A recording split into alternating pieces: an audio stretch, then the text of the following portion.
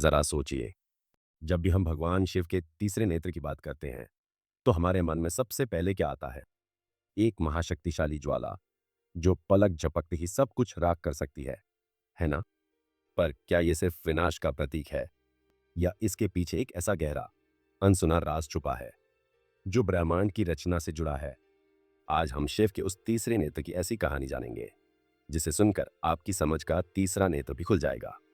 तो चलिए उस युग में चलते हैं जब ये महाशक्तिशाली नेत्र शिव के माथे पर नहीं था।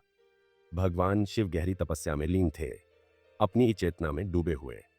उनकी अर्धांगिनी देवी पार्वती उनसे हास परिहास करने की कोशिश कर रही थी।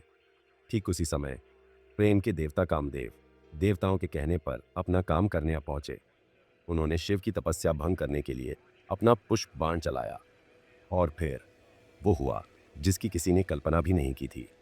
शिव की दोनों आंखों के बीच तीसरा नेत्र प्रकट हुआ और उससे निकली एक ऐसी अग्नि जिसने पल भर में कामदेव को भस्म कर दिया। ये थी शिव के तीसरे नेत्र के प्रकट होने की कहानी, पर यह तो बस शुरुआत थी। आज तक हमने इसे केवल विनाश से जोड़ा है, लेकिन क्या आपने कभी सोचा है कि शिव को इसकी जरूरत क्यों पड़ी? सिर्फ कामदेव को भस्म करने के लिए या कुछ और भी था? पुराणों में इसके कई नाम हैं। त्रयंबकम, त्रिनेत्र, जो सिर्फ विनाशक ही नहीं बल्कि दिष्टा भी है।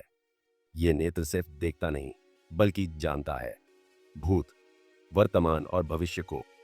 जरा सोचिए, जिसे आप विनाशकारी मानते हैं वो असल में ज्ञान का सर्वोच्च प्रतीक है। हमारे शरीर में भी इसी तीसरे नेत्र की अवधारणा है जिसे आज्ञा चक्र कहते हैं। ये हमारी अंतर्दृष्टि, हमारी इंट्यूशन और सत्य को जानने की शक्ति का केंद्र है। तो फिर शिव का तीसरा नेत्र केवल कामदेव को भस्म करने के लिए क्यों खुला? दरअसल कामदेव सिर्फ एक प्रेम के देवता नहीं बल्कि हर तरह के मोह और वासना के प्रतीक हैं। और शिव का तीसरा नेत्र इन्हीं सांसारिक बंधनों को जलाकर शुद्ध करने का प्रतीक है। ये विनाश नहीं बल्कि पुराने को खत्म कर नया रचने की प्रक्रिया थी। ब्रह्मांड में संतुलन बनाए रखने के लिए विनाश उतना ही जरूरी है जितना कि निर्माण। तीसरा नेत्र शिव की वो क्षमता है जिससे वो हर चीज की वास्तविक प्रकृति को देख पाते हैं। वो सिर्फ ऊपरी तौर पर नहीं देखते बल्कि गहराई में छिपे सच को पहचानते हैं। ये हमें सिखाता है कि अक्सर हम जो देखते हैं वो अधूरा होता है।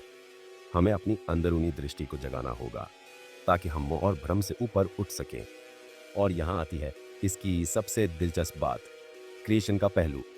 क्या आप जानते हैं, कई कथाओं में शिव का तीसरा नेत्र केवल विनाशकारी नहीं बल्कि रचनात्मक भी है। ये वो केंद्र है जिससे शिव अपनी कल्पना को साकार करते हैं, विचारों को वास्तविकता में बदलते हैं। ये वो दिव्य चेतना है जो ब्रह्मांड के हर कण में बसी है और जिससे सब कुछ उत्पन्न हुआ है। कामदेव को भस्म करना एक प्रतीक था उन सभी बाधाओं को दूर करने का जो सत्य और सृजन के मार्ग में आती हैं।